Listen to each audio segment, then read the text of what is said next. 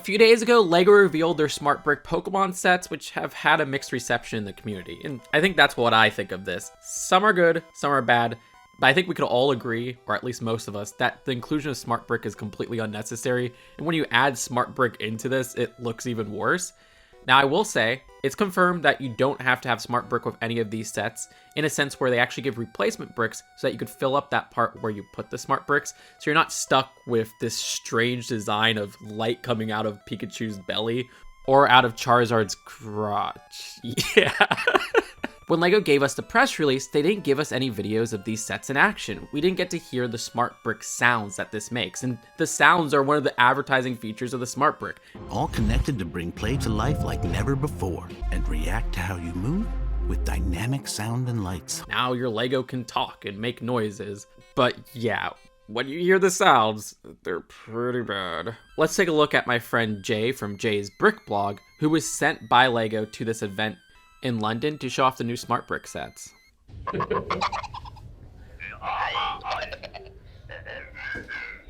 Oh my gosh. All these Smart Brick like figures and stuff like that, they make these really creepy, strange sounds that sound nothing like the characters they're based off of. Now, I have heard from interviews that they have a synthesizer base, so it's always creating new sounds. That makes sense for hearing what you're hearing. But yeah, just put the actual sounds that Gengar, Mewtwo, Charizard, and Squirtle, and Cubone, and Pikachu, and Jolteon would actually make here. Like, why do we have these strange sounds?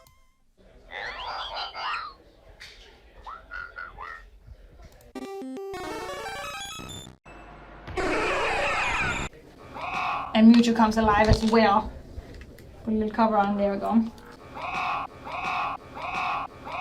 It low-key just feels like a bootleg, and the flashing lights are not helping with that bootleg feel.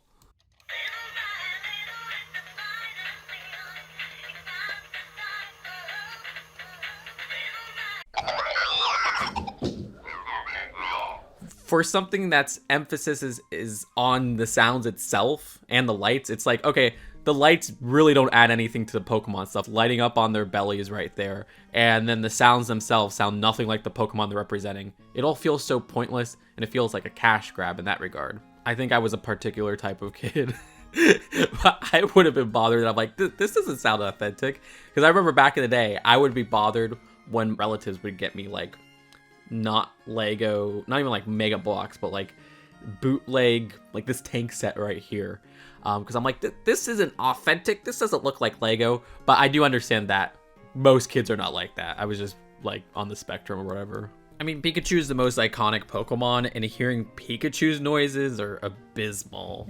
If you rock him a little bit, there we go. And we're back.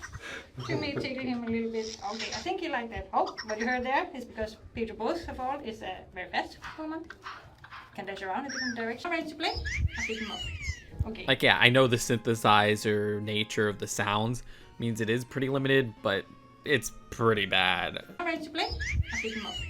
Okay. No Pika Pikas. Ready to play? I'll pick him up. Okay. That's the closest you'll get. The sound system of the LEGO Mario figure sound like Mario. LEGO Mario time! Like, they got the sounds pretty well, and they actually got music from the games down. Do a bunch of fireballs. You hear something like this, and it's just some janky bootleg music. Yes, and also these little bloop sounds you're hearing, that's actually Pikachu getting stronger, and that's gonna be really important later when we go into battle.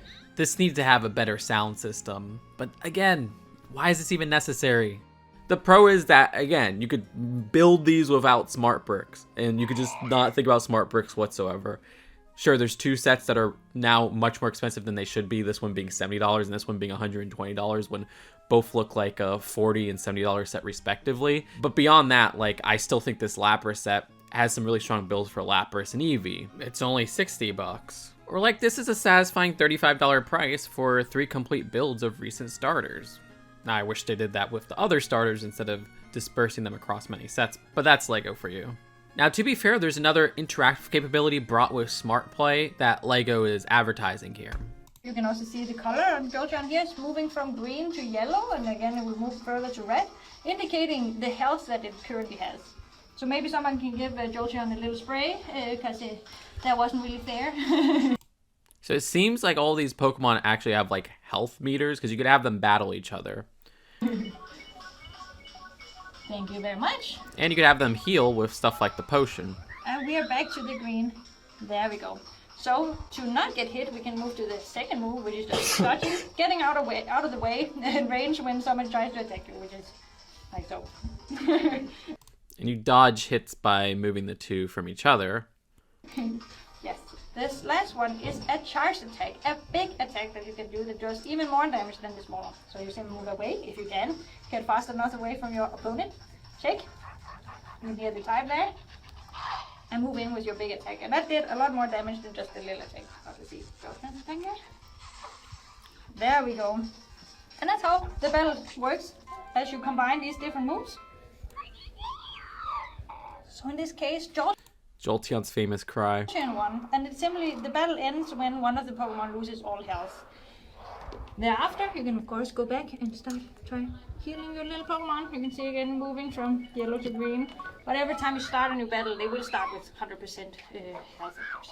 But that's the actual battle feature, so it seems a little bit more involved than, say, the Mario Racing, where you just kind of have both of them collect an amount of coins and the timer ends.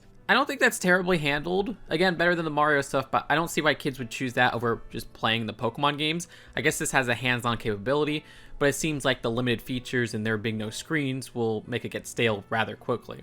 One thing that I find interesting is that Jay said that they each have individual hidden stats, so Mewtwo would wipe out Bidoof off the face of the earth. That's kind of cute. So if you want medium-sized buildable Pokemon and not like the 18+ ones, these are pretty good builds for the most part. I mean, yeah, some Pokemon don't translate in this like QB style, but for the most part, I think a lot of them do. A lot of people, including myself, are wondering why they focused on brick builds again instead of minifigures, which is the same thing that happened with the initial LEGO Super Mario line. Well, we have an answer. A Brick Fanatics article had a direct quote on why LEGO is not making minifigure Pokemon sets, which the LEGO Group's design director said to Polygon, "Every time we speak with children and fans, what they want to be are Pokemon trainers." And then when you dive a little deeper into that, what does it mean to be a trainer? It's finding Pokemon, catching them, nurturing them, training them, and of course, you go into a battle with them. The intentionality goes so deep that we don't have any minifigures in the assortment because children are trainers. So it's a Pokemon world you're entering, and all the children out there in the world, they are the humans, they are the trainers who are catching these Pokemon, bonding with them and battling and training with them. So that was also a choice. In summary, they say that basically the Pokemon are what kids are catching IRL, the LEGO Pokemon builds, and kids themselves are the trainers. Kids themselves can battle with these smart play features, which I kind of see what they're saying there, but I don't know why something like that can't also exist with play sets with trainers and things like that of minifigure scale Pokemon. Have them coexist like you do with the LEGO Superheroes line. You get your buildable figs, which don't appeal to me, but also LEGO minifigure sets where kids can recreate these scenes from their favorite movies, or with LEGO Pokemon being video game focused and not anime focused, the scenes to recreate aren't ones that are super iconic with children. So it would have to be like, okay, here's a completely new scene that's like a play scene of two trainers battling or whatever there, which is something that the LEGO Superheroes line also does. We have plenty of comic book based sets, as the community calls it, but they're really just characters and things like that that are taking ideas from the comics themselves. Which actually brings up another point. These quotes are talking about, oh, we're having the kids fill in as the trainers to collect and train Pokemon. But so many of these sets are filled with filler builds. Like, yeah, remember when Squirtle had a car? Remember when Pikachu had a Pikachu house? So it's already like you are creating these scenes anyways and aren't in the perspective that the builder is a trainer. Maybe I'm looking too deep into it though. I mean, at the end of the day, you know, minifigure scale Pokemon sets would allow for some very limited posability for somebody like Pikachu. You know, I guess if you make them a minifigure like Ash and Flash and I did back for Detective Pikachu, which, yeah, I don't want a minifigure Pikachu, honestly. Give me something like Lego dog-sized. This is a much more posable and dynamic Pikachu in a way. Again, just have it both ways. Brick builds and minifigure sets. Now, we do have rumors of 18+ sets, so sets aimed towards adults, having trainer minifigures. But yeah, a $260 set to get your only LEGO Pokemon minifigures. It's like how LEGO Lord of the Rings is now just expensive 18 plus releases. And it's funny because my favorite set in terms of the side build, I also love the Pokemon in it, is this Ditto promo right here. The side build being a little TV setup is something you would see in the video games, and I love the display there and how that's like a Pokeball TV.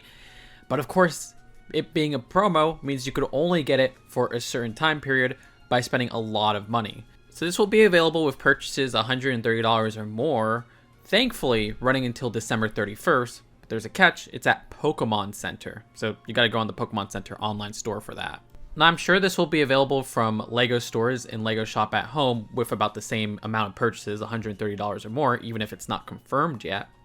But LEGO store promos usually last about a week. So I don't think this will run through December 31st, like how long the Pokemon Center is running this. Also seeing the back of the box image for the first time, I think it's really funny how, since they don't have a build for Ditto in here, they just kind of have this artwork of Ditto right there. Which I'm also glad that this giveaway promo doesn't have an exclusive Pokemon in a way. Yes, it's Ditto as Squirtle, but that's just the Squirtle build reskinned. I also like how there's different TV screens where you store one in the TV cabinet underneath. Alright, I've rambled enough about my gripes with the Pokemon sets that have come out after the reveal. Let me know what stands out to you, and if you agree or disagree, just be polite in the comments. I'm sure we'll have some disagreement. I'm sure we'll have some agreement. Subscribe here for more honest LEGO takes. Seriously, click that subscribe button if you really like this video. You'll get all the new LEGO news as they come out. And click that like button if you enjoyed it as well. I'll see you later. Peace out. Bye.